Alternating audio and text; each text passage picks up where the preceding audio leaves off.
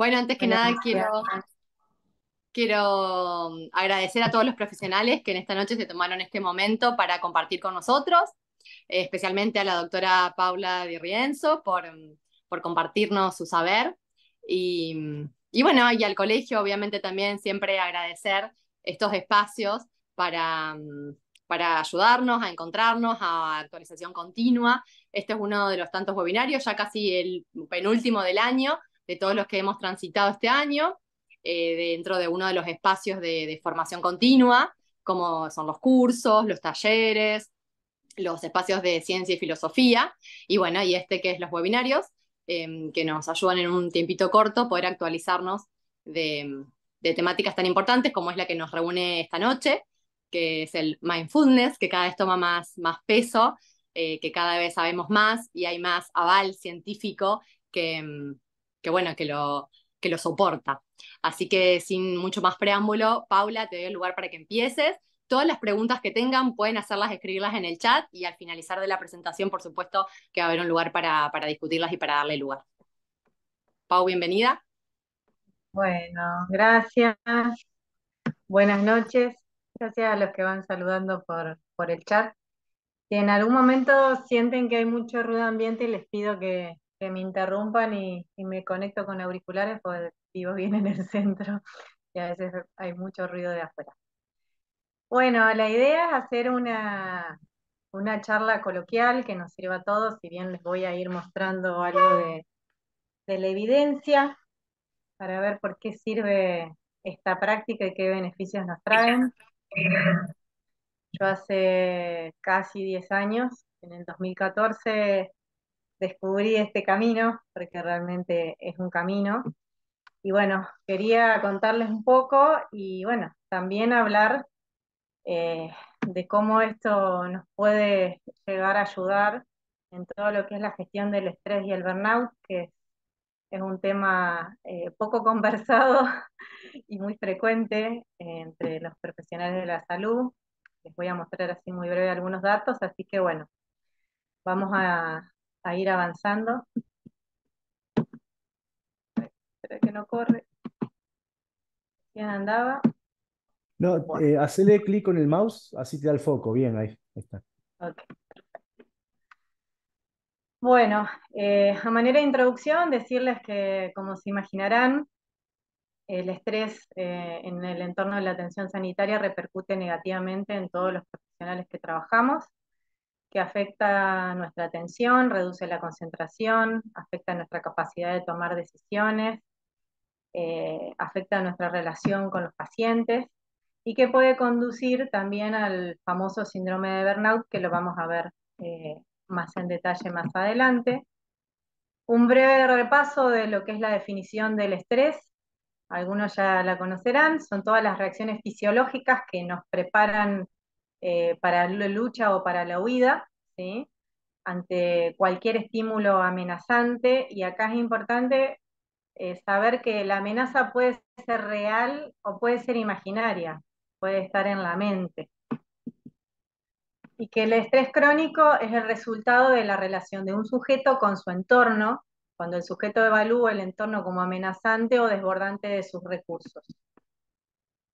Con respecto al burnout, ya se empezó a hablar en 1974 de este síndrome, y en el 2019 la OMS lo reconoce como una enfermedad ocupacional que incluye la sensación de falta de energía o de agotamiento, el distanciamiento mental del trabajo o sentimientos de negativismo o cinismo, y la disminución de la eficacia profesional. Quizás alguno de estos datos les suene. No tenemos datos puntualmente de los profesionales de la salud en la Argentina, pero esto para mostrarles un poquito.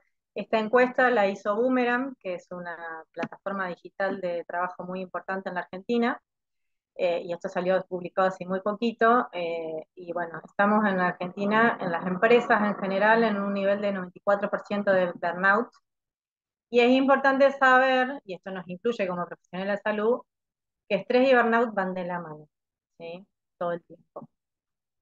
Y la idea es no terminar convirtiéndonos en un meme, por eso vamos a ir viendo qué herramientas podemos usar para mejorar estos resultados. No solo somos campeones del mundo, también somos tope de gama en Latinoamérica en los niveles de burnout, y esto viene aumentando en los últimos años. Y lo que las personas en general manifiestan en las encuestas es que se sienten estresados, desmotivados, agotados, que no se pueden desconectar del trabajo, que no tienen tiempo para sí mismos, que se sienten que rinden menos, que son menos productivos, que no tienen tiempo para su familia, que tienen afectado la calidad del sueño, que sufren violencia laboral, y bueno, quizás les suene familiar alguna de estas respuestas. Irme echando, y miren cómo el estrés mental, ¿sí?, actúa a nivel sistémico, después lo vamos a ver más en detalle, pero a nivel cardiovascular, ¿sí?, que hoy es la principal causa de muerte y morbilidad en todo el mundo. El estrés crónico afecta la variabilidad cardíaca, induce inflamación vascular, aumenta la permeabilidad de la adventicia, que permite que se generen procesos inflamatorios en los vasos arteriales, ¿sí? Aumenta la actividad del sistema simpático y disminuye la del parasimpático, así que trae muchos problemas a largo plazo, y esto está bien documentado en diversos estudios clínicos. Cuando le preguntaron a las personas en esta encuesta de burnout qué iban a hacer para mejorar su estado, la mayoría pensaron en cambiar de empleo o en hacer alguna actividad para relajarse. A veces cambiar de empleo es necesario, sobre todo si estamos en un entorno con violencia laboral, pero bueno, no siempre es la solución, y como decía Albert Einstein, o sea, si hacemos siempre lo mismo, no vamos a encontrar diferentes resultados. Por eso la idea un poco es ver qué herramientas diferentes podemos cultivar para gestionar este tipo de situaciones, ¿sí? Estos son datos de Estados Unidos porque no tenemos de Argentina. El 77% de los profesionales de la salud han sufrido de burnout, algunos de manera repetida, y algo muy importante es que la prevalencia de burnout en profesionales de la salud es el doble con respecto a trabajadores de otro tipo de profesiones u otro tipo de trabajo. Así que nosotros estamos mucho más expuestos a sufrir este tipo de consecuencias, ¿sí? Y esto tiene consecuencias a nivel personal y profesional, ¿sí? A nivel profesional disminuye la calidad de atención, aumenta muchísimo el error médico, ¿sí? Y esto está documentado en varios estudios. Disminuye la satisfacción de los pacientes, la productividad y el grado de esfuerzo que tenemos en nuestro trabajo, aumenta el recambio de los profesionales, y a nivel personal afecta las relaciones interpersonales, aumenta el riesgo de sufrir abuso de sustancias, de drogas o de alcohol, de sufrir de depresión e incluso de suicidio. Esto en Estados Unidos está bien registrado, estos datos son de allá, no tenemos lamentablemente de Argentina. Y lo más importante no es hablar de Estados Unidos, pero sino saber que esto vale mucho dinero, además del riesgo de juicio de mala praxis, del riesgo de la seguridad del paciente. En Estados Unidos se estima que gastan 4,6 billones de dólares anualmente en relación al burnout, ¿sí? Y bueno, ya sabemos, este problema es muy frecuente, ¿sí?, más de lo que lo tenemos reconocido. Por eso es que les vengo a hablar de una herramienta nueva, quizás para muchos de ustedes, que es el mindfulness. Mindfulness, si vamos a una definición, significa prestar atención de una manera especial, intencionalmente, en el momento presente y sin el juicio. Pero vamos a hacer esto un poquito más fácil, ¿sí? Esta definición se la debemos a Jon Kabat-Zinn, que es una persona muy importante en la historia de mindfulness y de las ciencias médicas. Y yo lo que quiero que se queden es con esta imagen, ¿sí? Meditar y practicar mindfulness es entrenar nuestra mente. Con que ustedes se lleven eso de hoy, yo me quedo más que contenta, ¿sí? Igual vamos a hablar un poquito más en detalle. Como les decía, este hombre es un doctor en biología de la Universidad de Massachusetts, que es una persona muy importante y que favoreció la introducción de la práctica meditativa en las ciencias, porque él, al trabajar en la universidad, él desarrolló un programa de reducción de estrés que quizás lo hayan sentido nombrar, que es el MBSR.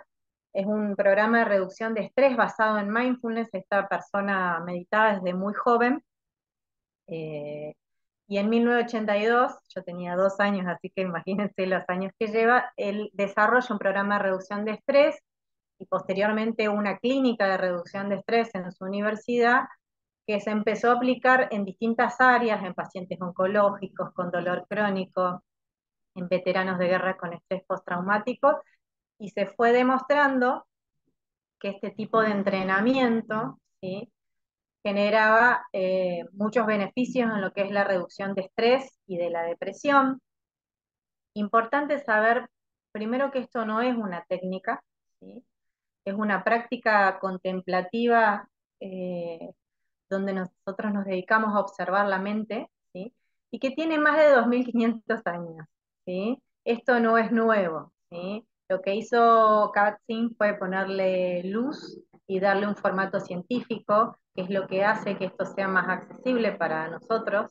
A mí, les soy sincero, al principio me daba como mis dudas esto de empezar a meditar, y cuando empecé a entender toda la evidencia que había atrás, me empecé a interesar y empecé a estudiar y a ver cuáles eran los beneficios, ¿sí? El budismo es una tradición muy antigua, ¿sí? Esto es una práctica que inicialmente eh, empezó en la India y en la zona de lo que hoy es Nepal, y inicialmente se practicaba en monasterios, pero posteriormente esto se empezó a extender, este tipo de práctica, al resto del mundo, con distintos hitos, principalmente las guerras, la invasión de China en el Tíbet y después la guerra de Vietnam, hicieron que estos monjes que practicaban muchas horas por día empiecen a migrar al occidente y a otras zonas del mundo y enseñar meditación en otros países. Así es como lleva esta persona a entrenarse. Mindfulness es un vocablo en inglés, ¿sí?, pero en realidad esta meditación se llama Vipassana, ¿sí?, y esto quiere decir ver con discernimiento, ¿sí?, tener una visión clara de la realidad. Si ustedes buscan en PubMed, hay miles y miles de artículos donde está demostrado los beneficios de este programa de reducción de estrés, que es lo que habitualmente se utiliza para empezar a aprender este tipo de prácticas. A nivel del mundo, estas imágenes de PubMed, hay muchísimas universidades, ¿sí?, en los 5 continentes, que tienen unidades de cuerpo-mente o que se dedican a investigar los efectos de la meditación en el cuerpo. Y esta imagen se las traigo porque a veces en el inconsciente colectivo nos imaginamos que meditar es estar sentado en silencio con una postura atlética enfrente de una montaña o rodeado de cuencos, y esto no es tan así, ¿sí? Es verdad que cuando uno lleva un tiempo practicando y se dedica a hacer retiros más profundos, a veces hay que pasar más horas, pero esta práctica es algo muy sencillo, ¿sí?, donde uno empieza trabajando con el cuerpo. Estas fotos son de distintos talleres que he dado a profesionales de otros ámbitos. A la derecha es un taller que di en la cárcel de Piñero, eh, prácticamente con nada de recursos y sin audios, y sin embargo se pudo implementar con muchísimos y muy buenos resultados.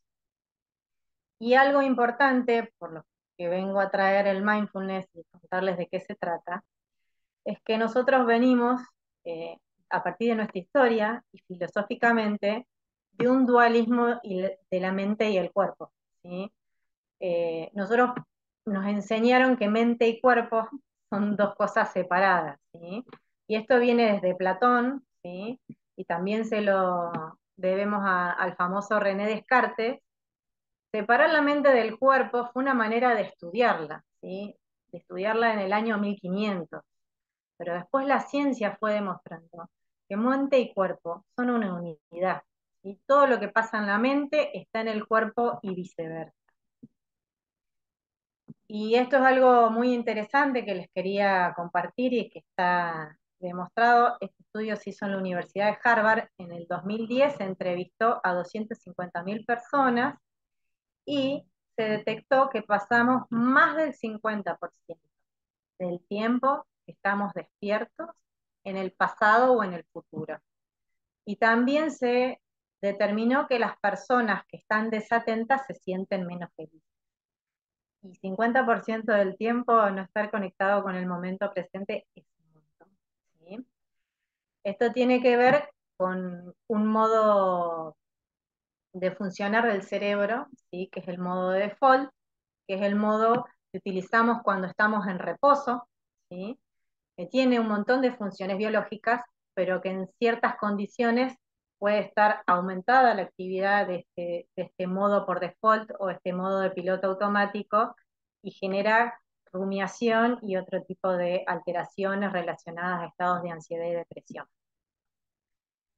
Esta imagen es de una sátira que se llama Vida Moderna y se los traje porque no estamos tan lejos de este tipo de imágenes y eso es lo que ha hecho que la meditación empiece a cobrar importancia. Ustedes piensen que Buda vivió 500 años antes que Cristo, el primer Buda, Siddhartha Gautama, pero antes quizás el estilo de vida no hacía necesario meditar, ¿sí? La vida moderna, el estímulo de las pantallas, el aumento de la cantidad de tiempo que pasamos desatentos hace que este tipo de prácticas empiecen a ser, no les digo una necesidad, pero una herramienta que puede llegar a ser de mucha utilidad para gestionar el estrés y el burnout.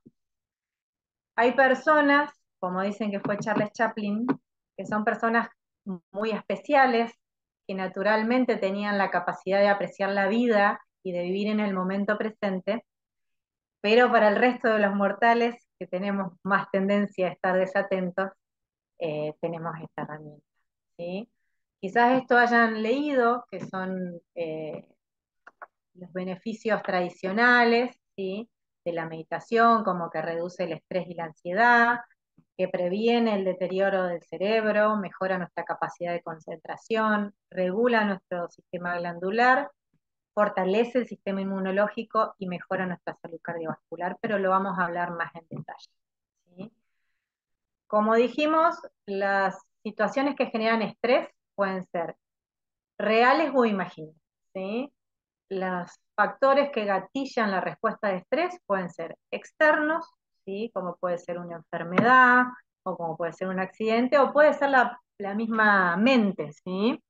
Cuando nosotros no tenemos un entrenamiento en meditación, se desencadena la respuesta habitual, donde aumentan las pupilas, aumenta la presión, se redistribuye la circulación sanguínea, disminuye la digestión para que la sangre vaya a los músculos, para prepararnos para la huida, que todo eso ustedes ya la conocen. Pero cuando tenemos una desregulación y este estrés se activa de manera crónica, ¿sí? Empezamos a tener otro tipo de consecuencias, como puede ser la hiperexcitación crónica, la hipertensión arterial, la aparición de arritmias.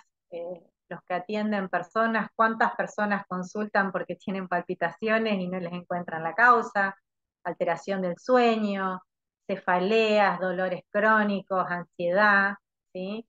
Y si esto es mucho más profundo, con el tiempo pueden aparecer comportamientos autodestructivos, como puede ser exceso de trabajo, exceso de comida, abuso de sustancias, cuadros de depresión, ¿sí?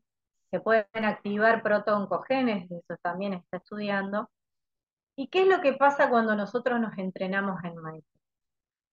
La respuesta inicial al estrés va a seguir estando.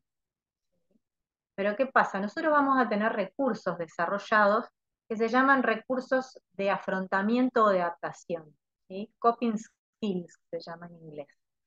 Entonces, si bien vamos a tener la misma respuesta inicial, con una excitación inicial y aumento de la presión, ¿sí? También vamos a tener más conciencia de nuestro cuerpo, del grado de tensión muscular, de cómo está la respiración.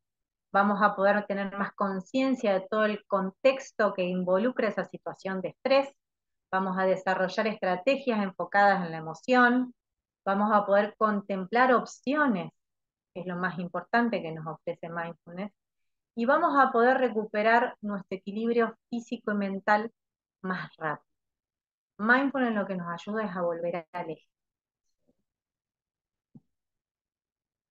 Esto como dato de color realmente me impactó. Esta foto es del cerebro de un ratón que fue sometido a estrés social crónico, ¿sí? Esta foto lo que muestra es como un vaso sanguíneo del cerebro tiene una fuga, ¿sí?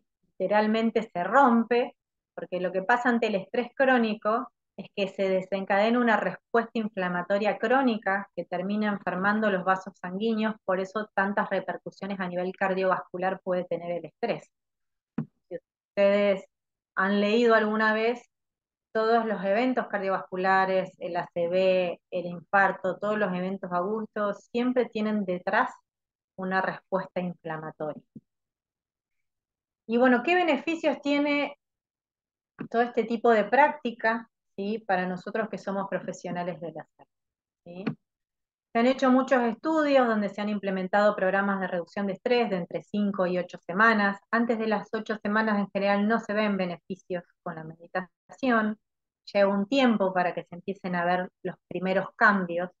Inicialmente lo que se genera es percepción de más calma, se induce una respuesta fisiológica de relajación muscular, y esto hace que las personas perciban alivio en los síntomas de agotamiento, que mejoren el compromiso con su trabajo, la capacidad de afrontar conversaciones difíciles con los pacientes y su familia, se desarrolla más empatía, ¿sí? Mejora el trabajo en equipo, la toma de decisiones y algo muy importante que es la seguridad del paciente, ¿sí? Disminuyen los errores médicos o de los profesionales de la salud. Esto hace que podamos cuidar mejor nuestros pacientes y disminuir el riesgo de tener también demandas por mala praxis. Y finalmente, con el tiempo, si uno sostiene la práctica, se mejora la inteligencia emocional, la calidad del sueño y la resiliencia. Y algo importante de destacar, que no es para siempre, si yo dejo de practicar, los beneficios van a ir desapareciendo, pero hasta 2 meses después de los programas de reducción de estrés persistieron todos estos beneficios. Si después necesitan ver algo de la bibliografía, se ponen en contacto conmigo y comparto todo lo que quiero. ¿Y cómo funciona un poquito esto? Yo para empezar a meditar, lo más importante es que necesito tener primero intención. Y la intención sola no alcanza, ¿sí? Tengo que estar motivado. Esta es una práctica, y esto a nosotros que venimos de la ciencia nos cuesta, pero es una práctica donde es muy importante, ¿sí?, que pongamos el corazón al servicio de la práctica. Esto es algo que nosotros como personas de la ciencia no estamos acostumbrados. Es muy importante la presencia del corazón en este tipo de práctica y este tipo de camino.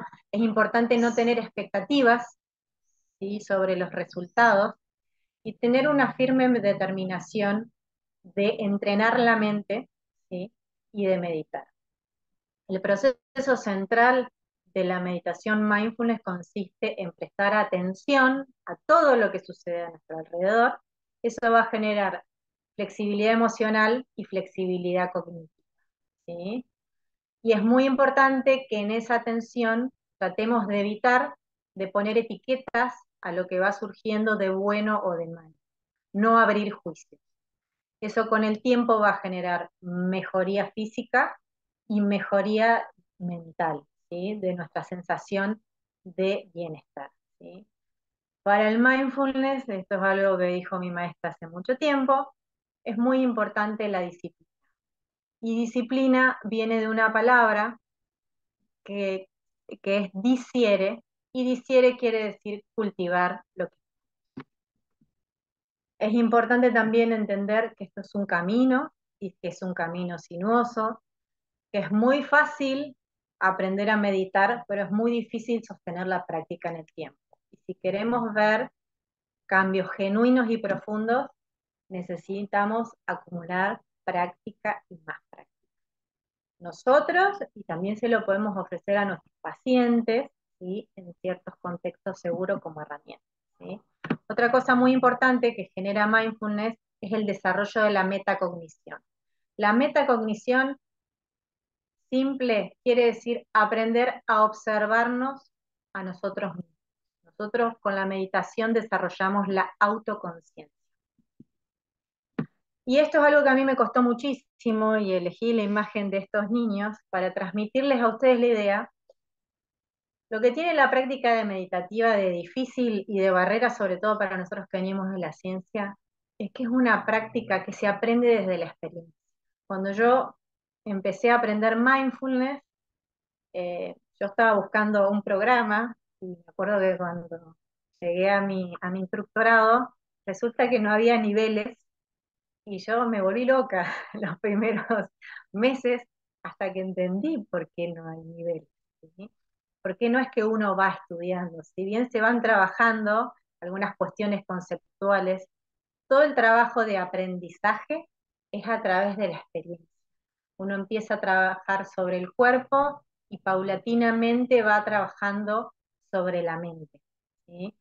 Y es muy importante además no tener una meta, ¿sí? La práctica en sí misma va dando las respuestas. Uno no necesita tener un objetivo a dónde llegar. Cuando uno practica mindfulness se habla de cultivar una mente de principiante, de aprender a ver el mundo y las experiencias como lo hace un niño, libre de juicios, simplemente observando. Algo muy interesante, así como les mostré la imagen del cerebro del ratón, es que está demostrado en distintos estudios que las personas que meditan tienen una tendencia a disminuir el envejecimiento vascular porque mindfulness tiene ciertos efectos antiinflamatorios.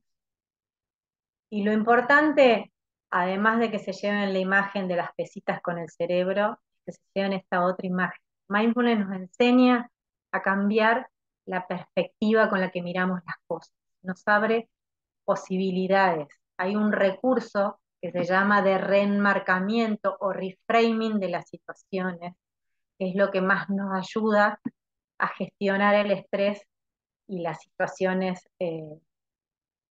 estresantes que estuvimos conversando previamente. Otra parte importante de meditar es la práctica de la gratitud, ¿sí? Y agradecer, ¿qué pasa? Está estudiado, ¿sí? Hay distintas meditaciones dentro del mindfulness donde se trabaja la gratitud y las personas que la practican tienen menos síntomas físicos si están enfermos, desarrollan más optimismo, disminuyen la ansiedad y la depresión, mejoran su salud mental. Y algo, lo más importante, que practicar la gratitud nos ayuda a aceptar el cambio, ¿sí? Una ilusión que genera muchísimo sufrimiento es la ilusión de permanencia y de control. Y lo único permanente es el cambio en el universo y en la natura. Practicar la meditación nos ayuda a aceptar y a amigarnos al cambio, ¿sí?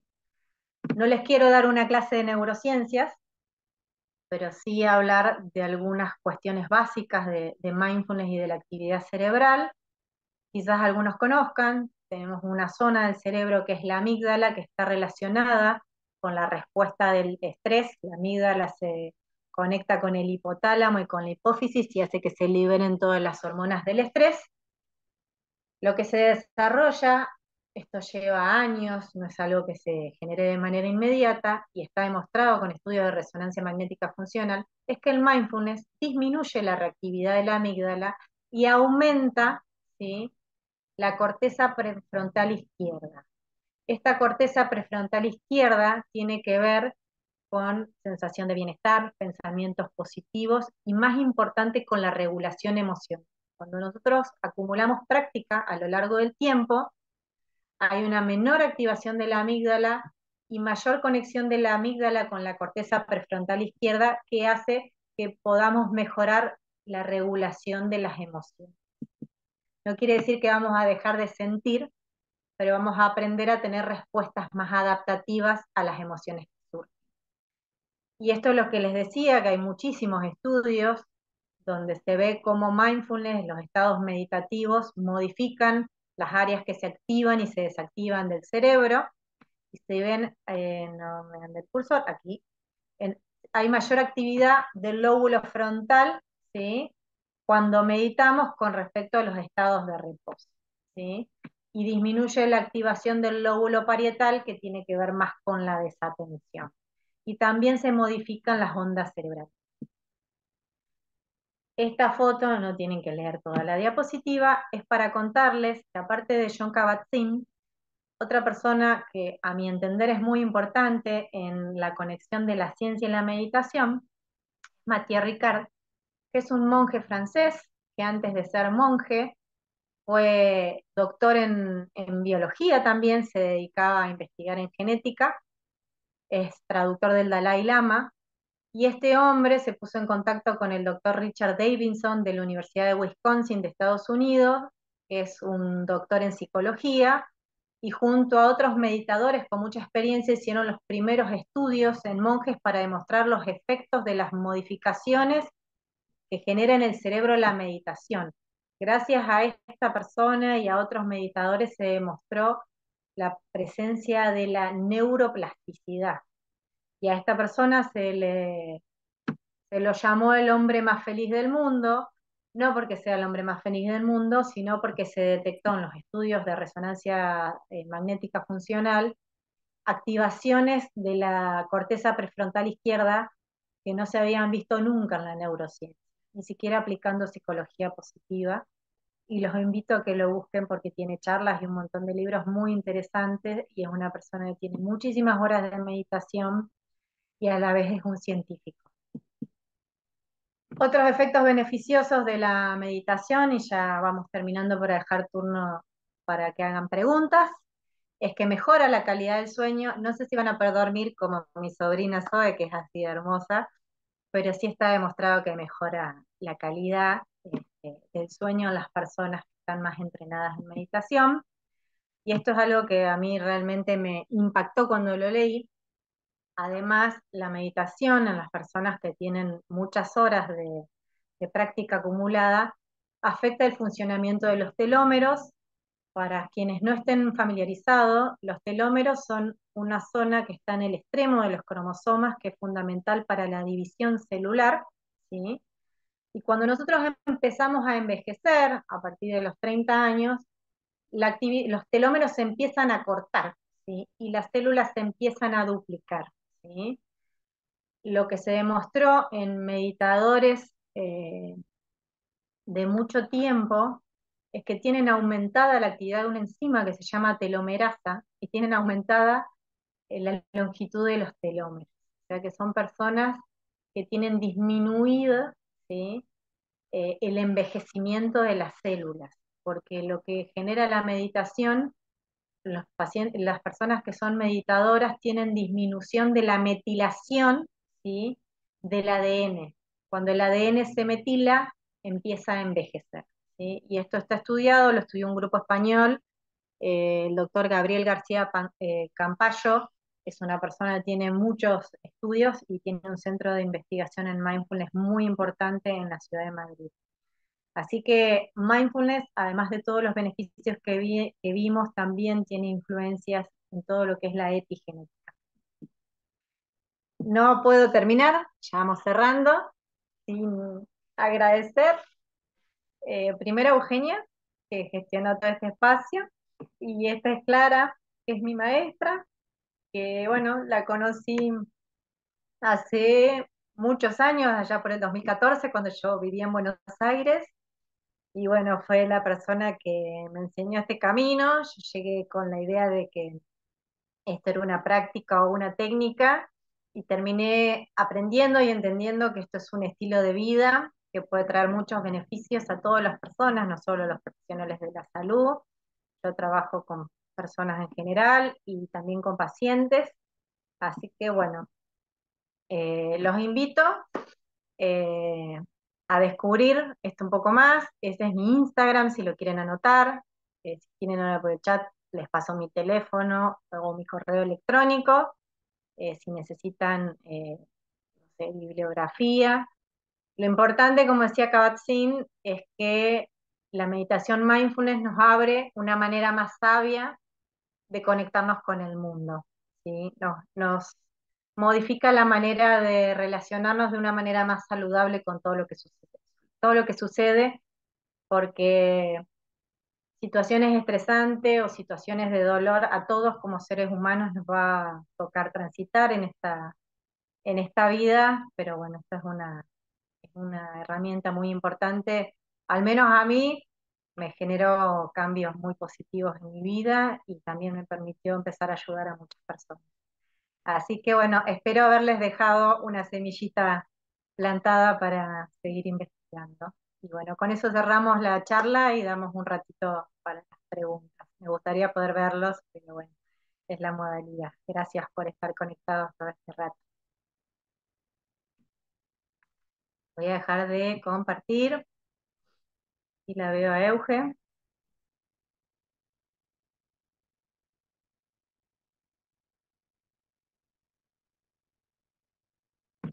Gracias, Laura.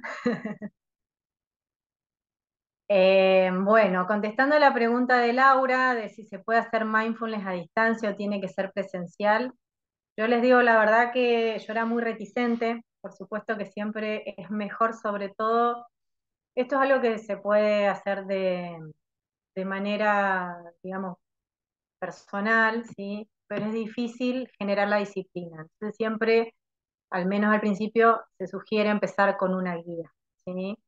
Yo durante la pandemia, por la situación del COVID, tuve un espacio que se mantuvo todo el año con un compañero y dábamos meditación los martes a las 6 de la mañana y aunque no lo crean, se mantuvo un grupo durante toda la pandemia y las personas estuvieron muy agradecidas. Por supuesto que es mucho más rico el intercambio cuando uno hace el trabajo de manera presencial, pero se puede hacer a distancia. Muchos lugares que dan mindfulness lo dan. Y bueno, yo habitualmente lo doy presencial, pero tengo idea porque tengo personas de otras ciudades de también abrir ese espacio alternativo. Así que lo importante es empezar, ¿sí? Si se puede presencial es mejor, pero lo importante es empezar. ¿Alguna otra pregunta? Bueno, gracias. Me alegro que les gustó. Me gustaría ver las caras. Eh, bueno. ¿En dónde se puede Después consultar para iniciar de manera presencial? me escriben a mí que les paso el teléfono y yo en este momento estoy dando en la Mutual España. Si el colegio se copa el año que viene, podemos armar un taller para profesionales de la salud, pero bueno, yo ahora a principios de diciembre empiezo un programa de reducción de estrés, que es el formato que suelo dar para empezar a aprender este tipo de prácticas, ¿sí? Y si no, pueden buscar el Instagram de la Mutual España que queda en calle Junín y Francia. Pero me escriben a mí directamente y coordinamos si a alguien le interesa, ¿sí? ¿Alguna duda que les quedó? Traté de ser lo más coloquial porque, bueno, hay personas profesionales de todo tipo y no todos los que están participando son médicos. Y bueno, me alegro. Sí, Y fue muy buena. acá dice Fabián que uno debería escuchar, que se escucha mucho, no tengo tiempo. Y bueno, de eso se trata, de establecer prioridades, ¿no? El estímulo, vivimos en la cultura del hacer y del éxito, donde los resultados se miden por la cantidad de cosas que hacemos y no por la calidad, pero bueno, es cambiar un poquito la manera de pensar y establecer prioridades de lo que realmente es importante y lo que es urgente, y bueno, empezar a decidir a dónde queremos ocupar nuestro tiempo. Muy interesante, yo me quedé con dos frases. Una que dijiste que lo único permanente es el cambio, ¿no? ¿Eh? Y qué difícil tener que aceptar eso, de alguna manera. Y lo otro de que es una práctica en la que no se recomienda tener una meta, eso me hizo mucho ruido, porque como cuando uno empieza algo nuevo, a estudiar un idioma, a lo mejor es porque querés aprender a hablarlo, cuando no se vas al gimnasio, querés bajar de peso, como que en general uno se maneja mucho por metas, o estamos muy acostumbrados a iniciar algo por tal tiempo porque quiero llegar a este objetivo. Me costó muchísimo, Euge, muchos años, pero realmente cuando uno se pone objetivos, crea resistencia en la mente y crea barreras para que se generen los efectos de la meditación. Y de hecho, cualquier persona que crea que porque meditó 10 años llegó a algún lugar o se cree Buda, nada más equivocado, ¿sí? Esto es un trabajo en espiral de aprendizaje continuo que no tiene techo, pero en realidad el trabajo es hacia adentro, ¿sí? Lo que uno hace con la meditación es aprender a conocerse, es un camino de autoconocimiento y de crecimiento personal, es hacia adentro, ¿sí? Uno lo que hace es empezar a cavar. Y es muy importante esto de no tener expectativas y de aprender a estar expectante, ¿sí? Hay una frase que repetimos mucho de aprender a estar expectante y no la expectativa. No solo cuando meditamos, sino en la vida.